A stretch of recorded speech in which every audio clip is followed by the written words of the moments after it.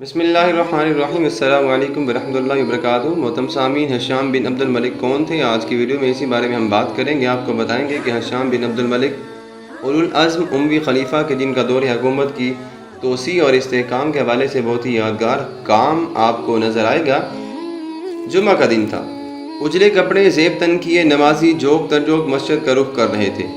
نماز جمعہ کی ادائیگی کا وقت بھی آ گیا تھا۔ خطبہ جمعہ دیا گیا، پھر اقامت کہی گئی، نمازی صف بستہ ہو گئے اور ہزاروں انسانوں نے اپنی نظریں اس ذات اقدس کے حضور جھکا دیں جس کی حکمرانی کل کائنات پر محیط ہے۔ نماز کی ادائیگی کے بعد دعا کے لیے ہاتھ بھی اٹھ گئے۔ ہزاروں افراد اپنی اپنی آرزوؤں اور تمناؤں کی تکمیل کے لیے رب کائنات کی بارگاہ میں درخواست گزار تھے۔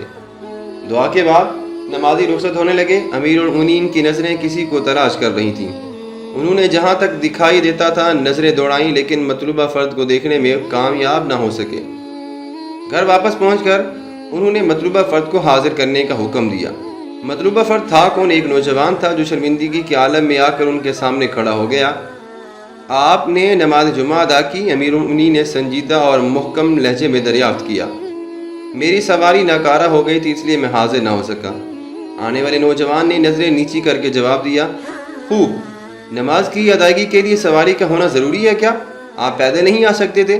نماز ترک کرنے کی پاداش میں آپ کے لیے سواری کا استعمال 1 سال کے لیے ممنوع قرار دیا جاتا ہے۔ نوجوان حیران ہو گیا، لیکن امیر المؤمنین اپنا فیصلہ سنا چکے تھے۔ امیر المؤمنین جو محض امیر المؤمنین ہی نہیں، اس کے والد محترم بھی تھے۔ انہوں نے والد ہونے کے ناطے اس سے کسی قسم کی رعایت برتنا پسند نہ فرمایا تھا۔ یہ تھے بنی امیہ کے 9ویں خلیفہ ہشام بن عبد الملک کے، جن کا شمار بنی امیہ کے بہترین خلفاء میں شمار ہوتا ہے۔ ہشام بن عبد الملک کا دور حکومت فتوحات کی کثرت اور مملکت اسلامی کی توسیع کے اعتبار سے یادگار ہے۔ آپ کے تدبر، حسن انتظام اور درست بروقت فیصلوں کے نتیجے میں اسلامی مملکت بلاد شام سے برصغیر پاک و ہند، ایشیا کوچک، اندلس، فرانس، سودان، موجودہ سنگال اور مالی اور صقلیہ سسری تک وسیع ہو گئی۔ اتنی وسیع سلطنت کے مکمل اختیارات خلیفۃ المسلمین ہشام بن عبد الملک کے پاس تھے۔ جی ہاں دوستو، ہشام بن عبد الملک 72 ہجری 691 عیسوی میں دمشق میں پیدا ہوئے۔ آپ کی والدہ کا نام عائشہ بنت ہشام تھا۔ ہشام کا نام ان کے نانا نے ان کے نام پر رکھا تھا۔ 8ویں اموی خلیفہ یزید بن عبد الملک کے انتقال کے بعد ہشام نے رمضان المبارک 105 ہجری فروری 724 عیسوی میں خلافت کی ذمہ داریاں سنبھالی۔ ہشام بن عبد الملک نے خلافت کا منصب سنبھالنے کے بعد عراق کے والی گورنر کو تبدیل کر دیا۔ عراق کا صوبہ بے حد اہم تھا اور یہاں کے والی کا سب سے اہم اور گورنر جنرل اس کو تصور کیا جاتا تھا۔ تمام مشرقی علاقے اسی کے تحت ہوتے تھے اور ان علاقوں کے حکام بھی وہی مقرر کرتا تھا۔ ان علاقوں میں موجودہ ایران، افغانستان، ترکستان اور سندھ بھی شامل تھے۔ ہشام بن عبد الملک نے جب اقتدار سنبھالا تو عمر بن حبیرہ عراق کے والی تھے۔ ہشام نے ان کی جگہ خالد بن عبداللہ الکسری کو مقرر کر دیا۔ خالد الکسری بڑے قابل، منتظم اور مدبر انسان تھے۔ وہ 15 برس تک عراق کے والی رہے۔ اس دوران انہوں نے عراقی کو زرعی اور اقتصادی اعتبار سے بھی نمایاں ترقیاں عطا کی تھیں۔ اسی زمانے میں خراسان، ترکستان، آرمینیا، آذربائیجان میں شدید بغاوتیں بھی پھوٹ رہی تھیں۔ خراسان کے والی مسلم بن سعید غیر مسلم ترکوں کی ایک شاخ خزر سے برسر پیکار تھے۔ غیر مسلم ترکوں کے فرمانروا خاقان کے ساتھ سمرقند، بخارا اور سغد کے محاذوں پر کئی جنگیں بھی ہوئیں۔ مسلمانوں کا بھی خاصا نقصان ہوا، لیکن بالآخر کامیابی مسلمانوں کو ہی حاصل ہوئی۔ 101 ہجری 729 عیسوی سے لے کر 116 ہجری 734 عیسوی تک خراسان کی ولایت جنید بن عبد الرحمن کے پاس رہی۔ ان کے بعد عاصم بن عبداللہ والی بنائے گئے اور 120 ہجری میں نصر بن سیار جیسے جدی اولوالعزم اور منتظم امیر کا تقرر بھی ہو گیا۔ نصر بن سیار نے حکمت اور تدبر سے کام لیا اور نرم مزاجی کا مظاہرہ کرتے ہوئے بغاوتوں پر قابو پا لیا۔ نو مسلموں کے ساتھ سختی ختم کر دی گئی اور عدل و انصاف کا دورہ ہوا۔ اسی دوران نصر بن سیار نے ماوراء النہر یعنی دریا جیجوں اور سیہوں کا درمیانی علاقہ پر کئی سمتوں سے حملے بھی کیے۔ 120 ہجری 738 عیسوی میں چاچ پر حملہ کیا گیا، تاہم بعض شرائط پر صلح قبول کر لی گئی۔ چاچ کے بعد وہ فرغانہ کی طرف بڑھے، لیکن چند لڑائیوں کے بعد فرغانہ کے حاکم نے پھر دوبارہ صلح کا ہاتھ بڑھا دیا۔ ترک اب بہت عاجز آ چکے تھے۔ ان کے رہنما خاقان اس دنیا سے اب رخصت ہو چکے تھے۔ وہ امن و سکون چاہتے تھے۔ चुनांचे उन्होंने चंद गुजारिशात पेश की और सुलह का पैगाम दिया। नसर बिन सयार ने उसे मंजूर कर लिया। इस तरह खुरासान और तुर्किस्तान के इलाकों में अमन कायम हो गया। हशाम के हाथ में दूसरा महाज जंग आर्मीनिया और आज़रबाईजान का इलाका था, जहां तकरीबन 8 बरस तक लड़ाइयों का सिलसिला जारी रहा। यहाँ मुसलसल लड़ाइयों का आगाज़ 111 हिजरी से लेकर 113 हिजरी तक हुआ। खज़र ने कई हमले किए जिन्हें पसपा कर दिया गया। हिशाम ने यहाँ अपने भाई मुस्लिमा का तकर्रुर किया। उन्होंने खज़र के सारे इलाके में फौज कशी की और कोहिस्तान को तमाम का तमाम इलाका उन्होंने फतह कर लिया।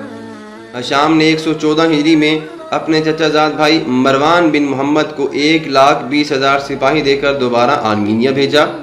मरवान बिन मोहम्मद ने नुमायाँ कामयाबी हासिल की और दागिस्तान से गुजरते हुए खज़र के दारुल हुकूमत तक पहुँच गए। मरवान के हमलों की वजह से ममलिकत खज़र का दारुल हुकूमत कई सौ मील शुमाल में दरियाए वालगा के किनारे आतल के मकाम पर मुंतकिल कर दिया गया। 121 हिजरी में मरवान ने बुहिरा खज़र के साहली इलाके में मुतअद्दिद छोटी छोटी रियासतों को मुती कर लिया जो अर्गिस्तान से तबरिस्तान तक फैली हुई थी। मरवान की दिलेराना कार्रवाइयों की बदौलत मुसलमान फौज काकीशिया से आगे दरियाए वालगा के दहाने तक जा पहुंची। ताहम काकीशिया के शुमाल में कोई पायदार कामयाबी हासिल न हो सकी। दूसरी तरफ एशियाई कूचा के महाज पर लड़ाइयों का सिलसिला जारी था। यहाँ भी कई अहम फतूहात हासिल हुई। मरवान ने कोनिया और कमख तस्खीर किए। 726 ईस्वी में मुस्लिमा बिन अब्दुल मलिक ने केसारिया को फतह किया और उसके बाद 727 ईस्वी में मुआविया बिन हिशाम ने किला तैबिया को फतह किया और इसी तरह 730 ईस्वी में खरशना को फतह किया गया। 738 ईस्वी में मुस्लिमा ने मतमूरा पर भी कब्जा कर लिया। हिशाम बिन अब्दुल मलिक के दौरे हुकूमत में सिंध में भी बड़ी कामयाबियाँ हासिल हुई। इस ज़माने में सिंध का सूबा बहुत वसी था और इसमें मुल्तान के शुमाल मशरक से जनूब का काठियावाड़ और गुजरात तक के इलाके भी इसमें शामिल थे।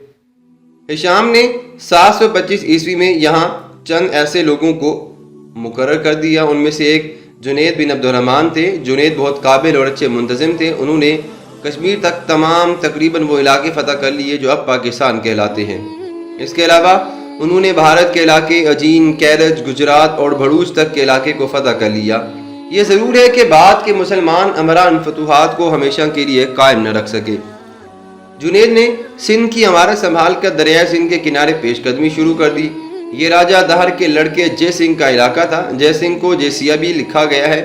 जय सिंह के बारे में कहा जाता है कि हज़रत उमर बिन अब्दुल अजीज़ रज़ी अल्लाह तआला अन्हु के ज़माने में मुसलमान हो गया था, लेकिन हिशाम के याद में जुनैद से बदगुमान होकर वो दोबारा मुर्तद हो गया और नौबत यहाँ तक पहुँची कि जय सिंह अपना बहरी बेड़ा लेकर मुकाबले पर आ गया।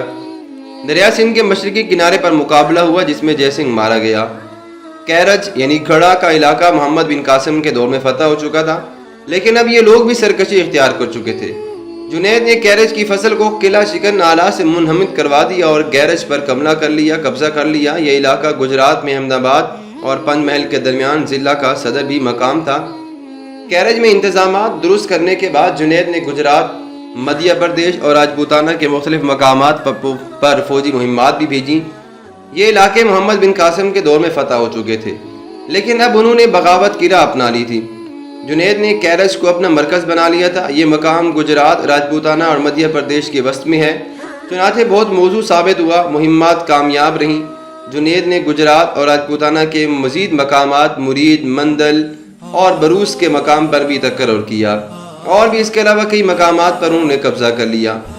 जुनैद ने सरजमीन हिंद के एक इलाके अर्ज़ चीन को भी फतह किया। ख्याल ये है कि ये इलाका गुजरात से आगे मशरक़ में उसकी तरफ चीन की तरफ जाते हुए रास्ते में वाक़ था।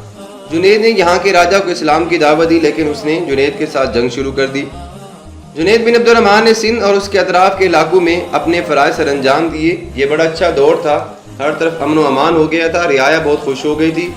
इसका अंदाज़ा आप यूँ लगाएं कि जुनैद ने लाखों दिरहम मरकज़ी बैतुल माल को रवाना किए और जब उन्होंने सिंध को छोड़ा तो उनके बैतुल माल में 1,80,00,000 दिरहम मौजूद थे। 1,80,00,000 दिरहम मौजूद थे।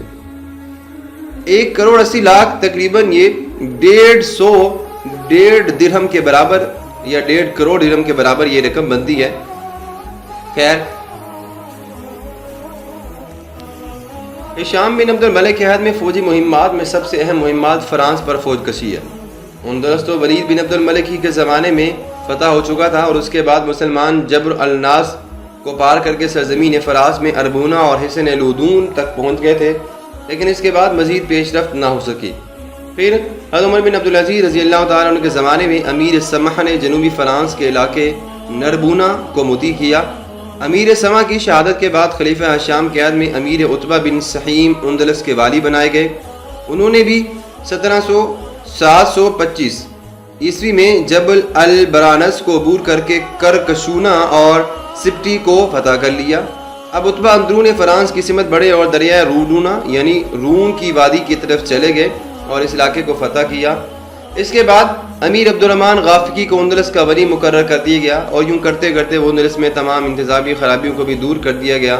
اس کے بعد وہ فوجی مہمات کی طرف روانہ ہوئے۔ یوں کرتے کرتے ہشام بن عبد الملک کے دور حکومت میں مسلمانوں نے کافی ترقیاں کر لیں، اور اسی طرح یہ بھی ہوا کہ رات میں مسلمان فوجی افسران آپس میں مشورہ کر رہے تھے کہ سپہ سالار کی شہادت کے بعد اب نئے انتظامات کیسے کیے جائیں۔ لہٰذا امیر عبدالرحمن اندلس کے چونکہ اس وقت والی تھے، لہٰذا انہوں نے ان کی جگہ پہ ایک نئے مسلمان کو جو کہ ان کی جگہ پہ کھڑا ہو سکتا تھا، سید الشہداء جس کو کہا جا سکتا تھا، ان کو والی مقرر کیا۔ امیر عبدالرحمن نے جب جہاز سازی کے نئے کارخانے بھی قائم کیے اور بحری بیڑے کو بھی ترقی کر دی۔ اسی دوران شمالی افریقہ میں بربروں نے بغاوت کر دی اور ان پر حملہ کر دیا۔ پھر ہشام بن عبد الملک نے ان کا بھی مقابلہ کیا اور ان کو بھی زیر کر دیا، یہاں تک کہ ہشام کا عہد زمانہ میں اگر ہم ان کے بات کریں تو وہ بغاوتوں کا بڑا اثر تھا، لیکن اس کے باوجود ہشام بن عبد الملک نے اپنی تمام تر حکومتوں اور کوششوں کے ساتھ تمام تر مخالفین کو نیست و نابود کر دیا۔